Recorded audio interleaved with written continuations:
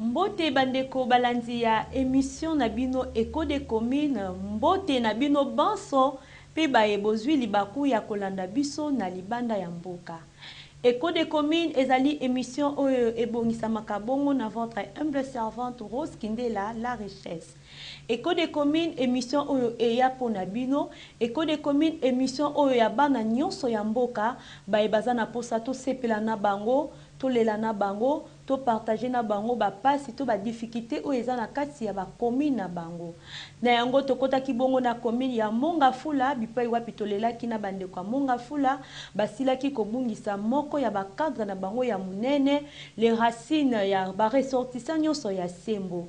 Ezali bongo maître Nswal Tenabol Floribert o ya sila ki kotika biso ko banda dimanche mokolo o elekaki. Na yango azalaki bongo maître na baro ya Kishasa Gombe na tango ya époque ya Mobutu Joseph azalaki pe bongo soda aservaki pe na armée na biso na yango tokolanda ndenge ba obsèque na ye esepasaki tolanda. Oh Jehovah, oh Jehovah Jireh, Jehovah Nissi, Jehovah Shammah.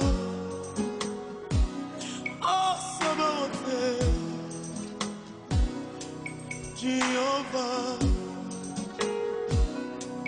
Jehovah, Papa Nagai, mapendo yangu, oh rafiki yangu, mapendo yangu, rafiki yangu, oh Jehovah.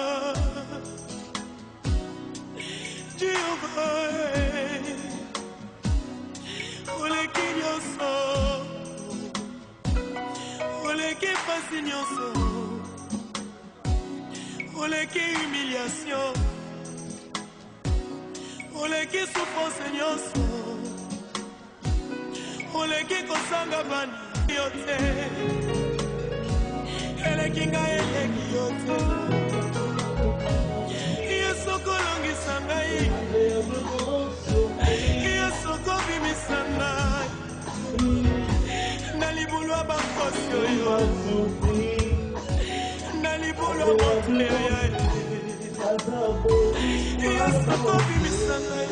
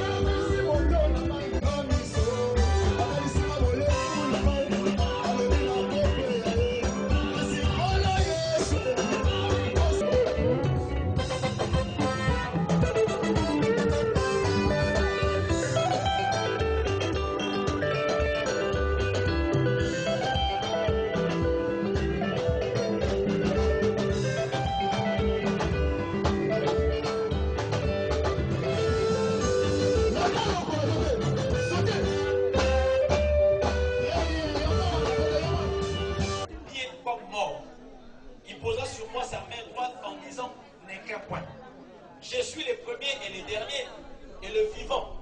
J'étais mort et voici je suis vivant au siècle des siècles. Je tiens les clés de la mort et du séjour de la mort. Ça, c'est Jésus-Christ de Nazareth, bien-aimé. Alors que l'apôtre Jean s'est retrouvé dans l'île de Patmos. Quelqu'un ce soir, parce que j'ai déjà fini mon message. Si tu n'as pas reçu Jésus, bien-aimé, laisse-moi te dire que le jour où tu mourras, la mort va t'amener à une seconde mort qui sera appelée l'enfer. Mais si tu meurs en Christ, cette mort-là va t'amener au ciel. Parce que Jésus-Christ viendra te libérer des liens de la mort. Et tu seras sauvé. Est-ce qu'on peut acclamer les saints?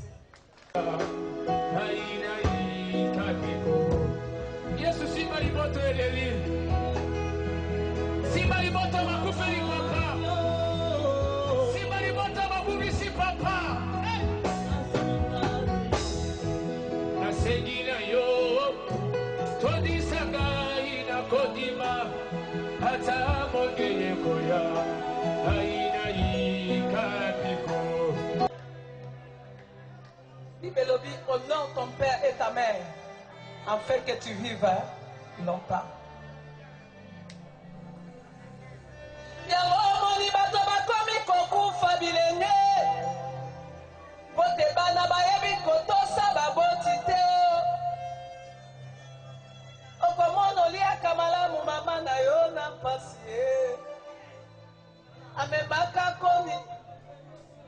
Amemaka mokumba poto yokoma moto Est-ce que ta kozala ki mwana mokoko kaki kokende klasi yo moko Kaka mwasi oyo akomi ndoki na sukolaka yo Tala nsima zonga moto Tala nsima zonga moto Asali bikama na vida yo Ozana baboti kumisa Yesu Ozana baboti sanzala Yesu Kolamu na yo eleki ebele Kolamu na yo eleki ebele Kolamu Nzambe eleki ebele Kolamu Nkolo eleki ebele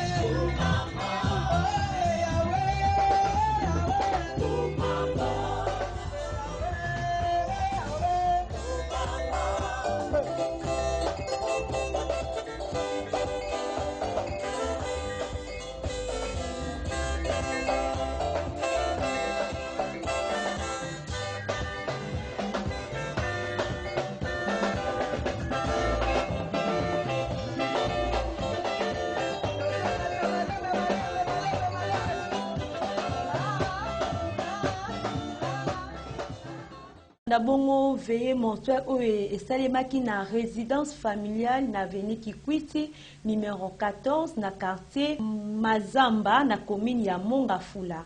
Na yango samedi le 28 novembre tozalaki bongo na morgue ya cinquantenaire bipai wapi tobimisaki nzoto ya Mowei bipai wapi batu bayaki ba mikonzi ya ndenge na ndenge bazalaki pona ko déposer ko rendre dernier hommage na bango et bongo na yango tolongwaki bongo tokendaki na cour d'appel ya Gombe audience solennelle et salemaki tolanda. C'est Marcela Iluti Souri Tomada. Je suis le petit frère à ce monsieur que nous plairons. En français, pour être précis, son cousin. Nous avons notre doyen, l'honorable Marcela, qui est là. Qui l'a formé, qui a formé Ndia, qui a formé Oscar, Willy, tous aujourd'hui sont passés. Yaya, merci. Mais aujourd'hui, je parlerai d'un maître. Il me dira non, l'esprit supérieur, c'est en croyant, c'est Dieu tout-puissant. Il faut croire en lui, faire foi en lui, et en tout cas, quand vous réunissez les six conditions, vous verrez ce que vous deviendrez. Les jours où il était malade, il m'a fait une petite note. Moi, je suis parti là-bas. D'abord, avant, je l'appelle au restaurant pour manger. On est en train de manger. Il me dit, il doit voyager. Je dis, non, je te paye le voyage. Là, c'est moi qui paye. Je lui paye ce voyage. Il regarde, il dit, mais est-ce que tu te rappelles des conseils que je t'avais donné? Moi, j'ai dit oui, je m'en souviens parce que je suis dans ça. Il dit, pour moi, c'est une grande fierté. Je sais que beaucoup sont en train de voir ce qu'ils ont amassé en termes d'argent, mais moi, en tant que votre grand frère, quand moi je vous vois, c'est une fierté pour moi. Et en tout honneur par les sénateurs qui sont là. Honorable sénateur, je vois ici l'honorable sénateur Omar Tenetuga qui se fait inscrire. Honorable Marcella.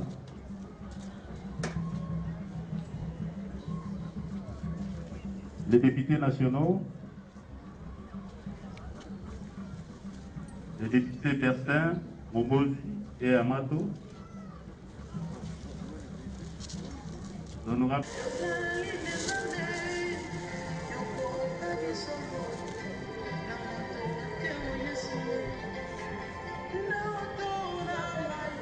Oh Jehovah, oh Jehovah Jireh, Jehovah Nissi,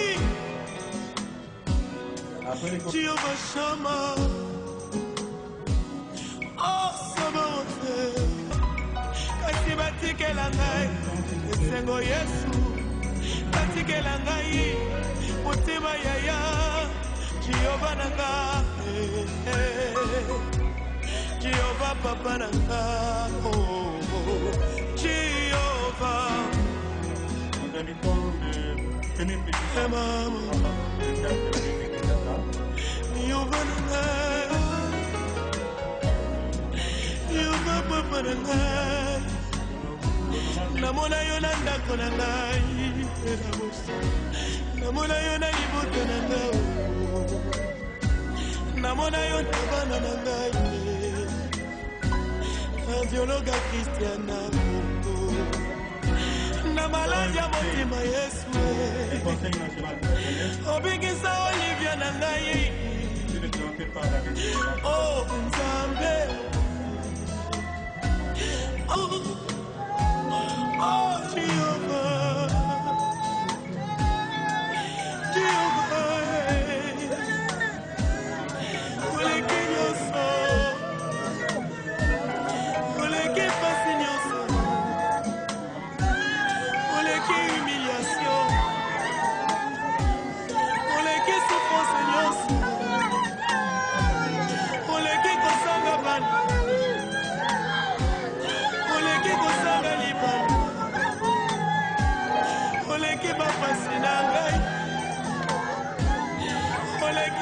l'hôpital, on l'équipe a défi na ngai, on l'équipe a défi pour moi. Oh Jehovah, Jehovah Shammah, Jehovah Jireh, Jehovah Nissi, Jehovah Jireh. Pourvoyeur nanga, oh Jehovah Rapha, Jehovah Rapha nangai, oh Sabaoth nangai, Sangwa bitumba nangai, Nata bitumba mweleki makasi, eleki nga eleki yote, eleki nga eleki yote. Soko longisa ngai, soko bimisa ngai, na libulu ya bankosi oyo, na libulu ya montre ya soko bimisa ngai. Jehovah, Jehovah, Jehovah, Jehovah, Jehovah nanga.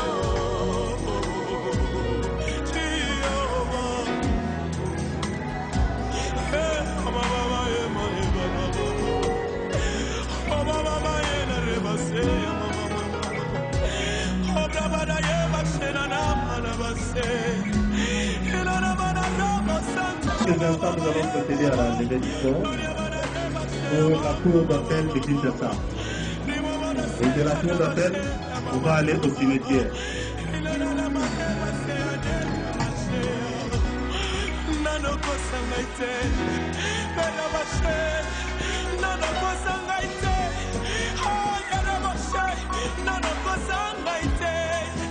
Oh my God, hallelujah.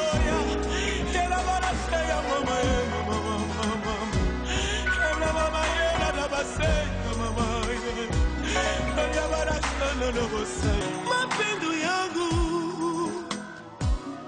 rafiki yangu, oh Jehovah, Jehovah, oleki nyonso, oleki pasi nyonso, oleki humiliation, oleki souffrance nyonso, oleki kosanga bana, oleki kosanga libala, oleki bapasi na ngai, oleki mbeta l'hôpitalo, oleki badefi na ngai ye, oleki badefi ya bomoi na ngai. Oh Jehovah, Jehovah Shammah, Jehovah Jireh, Jehovah Nissi, Jehovah Jireh, pourvoyeur nanga. Oh Jehovah Rapha, Jehovah Rapha nangai, oh Sabaoth nangai, sangwa bitu. Professionnellement, quand il reçoit avec d'autres officiers de l'armée, de Bandoudou, du Bas-Congo, du Kassai et d'autres, certainement du Katanga, quand il reçoit son enveloppe, ça s'appelait comme cela. Nalibulwa bankosioyo, nalibulwa motreyaya, yasoko bimisangai, elikiana ngai, yaswe, elikiana ngai o, pera bosha, elikiana ngai, oh Jehovah. Baïba Kimbongo, Yaya Nangai, Baïba qui réputation, Yesu Nangai, Batikelanga Motema, Erebe Basala, Pongana Sanjo Lopeo, Yesu Nangai, Baïba qui réputation, Papa Nangayo, Baïba Kimbongo, Yesu, Sambe Nangayo, Kasi Batikelangai, Sengo Yesu. Atikela ngai, atikeli ngai motema, Pongana sanjo la ngai o masie, atikela ngai motema, Pongana tombo la ngai o Yesu na ngai, oh Jehovah, Jehovah, Jehovah, Jehovah, Jehovah, Jehovah,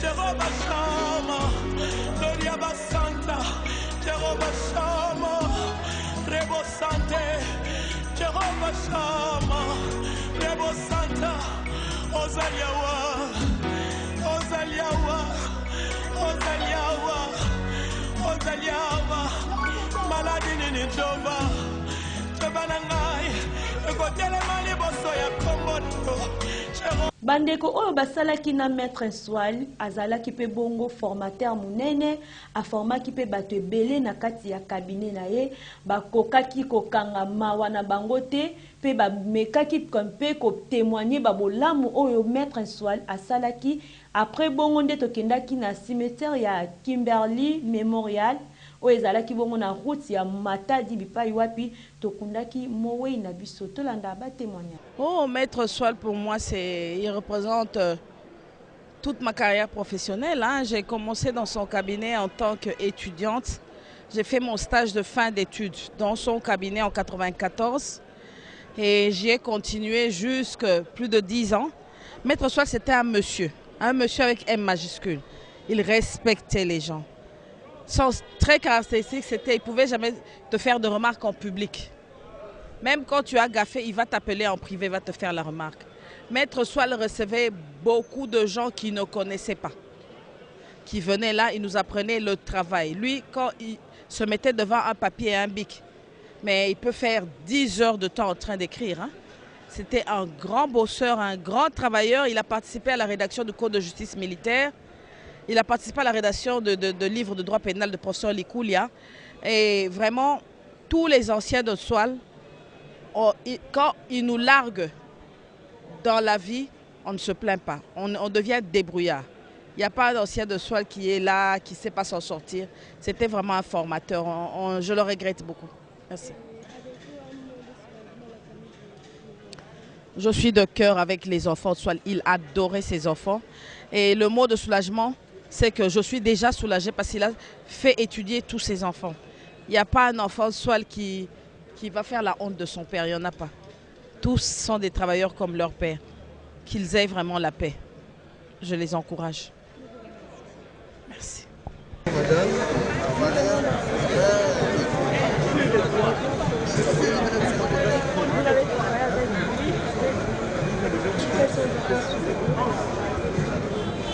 J'ai beaucoup de souvenirs à l'endroit de Maître Nswali.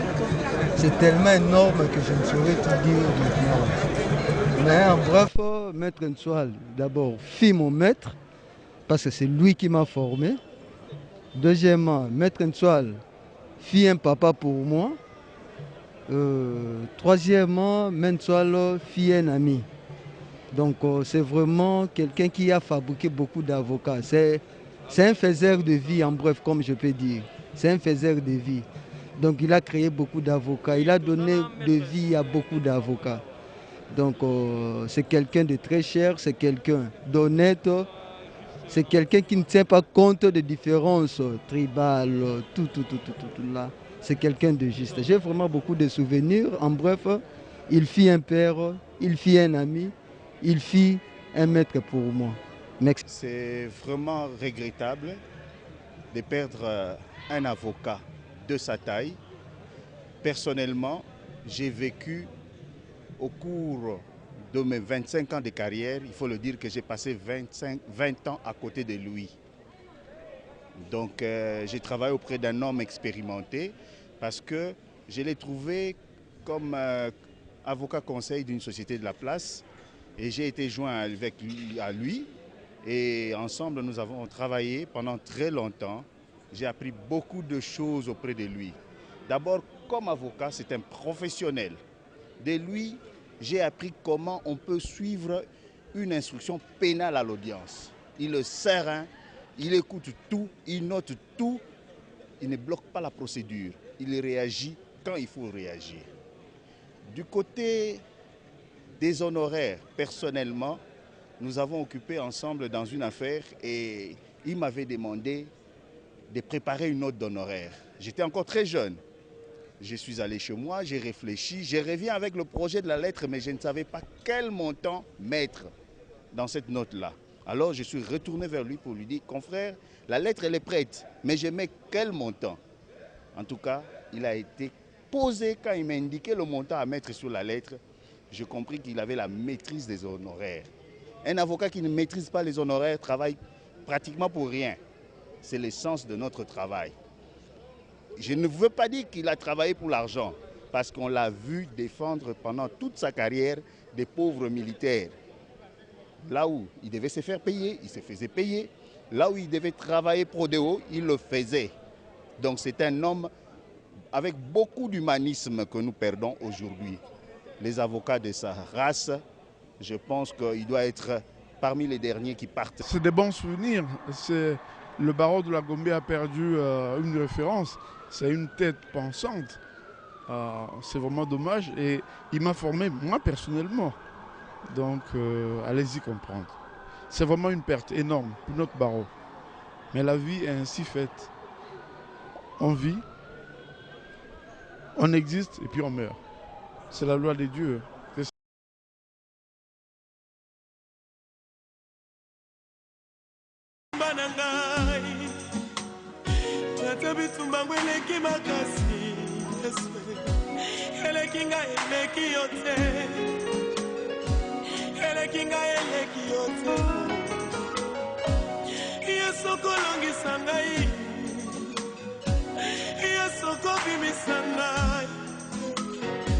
Nalibulwa bakosioyo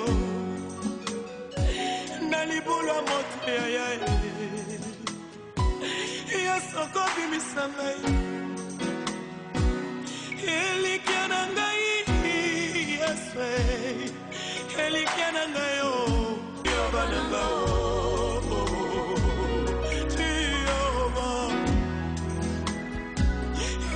Mama ye mone baba Mama ye na rebase mama Obra bada ye bashena na mana base Ina na mana rabo santa baba ye baba Gloria bada ye bashe mama Rimo bada se rabashe mama Ina na mana base ane mashe Nano kosangaite, bena bashe. Nano kosangaite, oh yana bashe. Nano kosangaite, oh my God. Nano kosangaite, hallelujah. Yana bashe ya mama, yana mama yana bashe ya mama. Yana bashe nano bashe ya mama. Mama yana bashe. Oh my bendo, oh my bendo, oh my bendo, oh my bendo, oh my bendo, oh my bendo, oh my bendo yangu baba, oh hallelujah, oh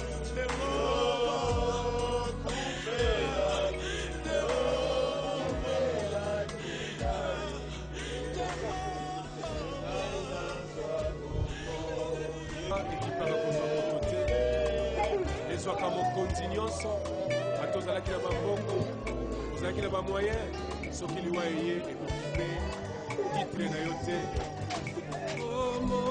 wana ezali mokano na nzambe liwa ezali liwa tokomonana lisusu elongo na Yesu komonana esili